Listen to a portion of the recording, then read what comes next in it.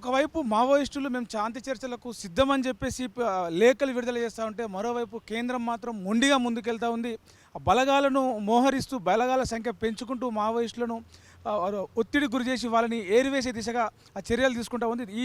దీనికి సంబంధించి మనతో మాట్లాడడానికి ప్రొఫెసర్ కాసిం సార్ ఉన్నారు. సార్ చెప్పండి, ఆ కేంద్ర ప్రభుత్వ చర్యలను, ప్రభుత్వ బలగాల దూకుడును ఎట్లా చూస్తారు? కేంద్ర ప్రభుత్వం సంయమనం పాటించాలని నేను కోరుతున్నాను.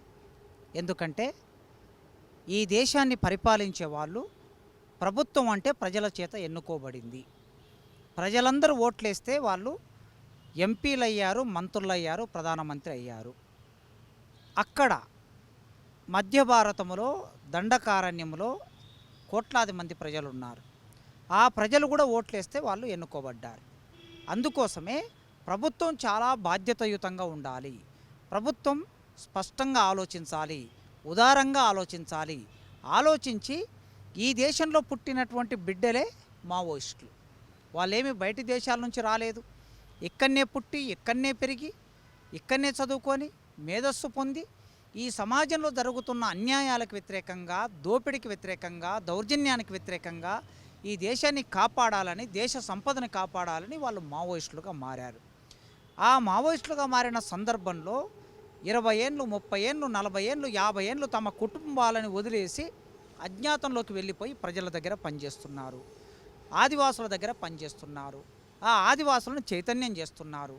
కనుక అట్లాంటి మావోయిస్టులు మేము చర్చలకు సిద్ధమే అని వాళ్ళు ప్రకటించారు. ఎందుకు ప్రకటించారు?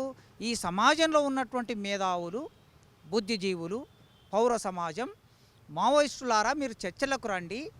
ఒకవైపు మీరు, మరోవైపు ప్రభుత్వం, ఈ మధ్యలో ఆదివాసులు కూడా ఉన్నారు కదా, అమాయకులైన ఆదివాసులను ప్రభుత్వం, పోలీసులు చంపేస్తున్నారు. కనుక మీరు చర్చలకు ముందుకు రండి అని చెప్పి ఒక ప్రతిపాదన ముందుకొచ్చింది. ఆ ప్రతిపాదన పౌర సమాజం నుంచి, మేధావుల నుంచి వెళ్ళగానే మావోయిస్టు పార్టీ కేంద్ర కమిటీ, రీజనల్ బ్యూరో వెంటనే స్పందించి మేము చర్చలకు సిద్ధమే, ప్రభుత్వం వెంటనే తన బలగాలను వెనక్కి తీసుకొని చర్చలకు కావలసిన వాతావరణాన్ని రూపొందించాలి అని వాళ్ళు ప్రకటించారు. మరి వాళ్ళు ఆ ప్రకటన చేయగానే ప్రభుత్వం చర్చలకు రావాలి, ఒక ప్రతినిధుల్ని ప్రకటించాలి, వాళ్ళ మీద దాడులు చేయకుండా వెంటనే ఆపేసి ప్రభుత్వానికి సంబంధించిన బలగాలు, సిఆర్పిఎఫ్ కావచ్చు, లేకపోతే స్థానిక పోలీసులు కావచ్చు, వాళ్ళందరూ కూడా వాళ్ళ ఆఫీసులకే పరిమితం కావాలి, వాళ్ళ శిబిరాలకే పరిమితం కావాలి. పరిమితమై అట్లే మావోయిస్టులు కూడా వాళ్ళు ఎక్కడ కూడా ఆయుధాన్ని ప్రయోగించకుండా, సాయుధ చర్యలు చేయకుండా వాళ్ళు కూడా వాళ్ళ ప్రాంతాలకే పరిమితం కావాలి. అయినప్పుడు చర్చలకు కావలసిన వాతావరణం ఏర్పడుతుంది.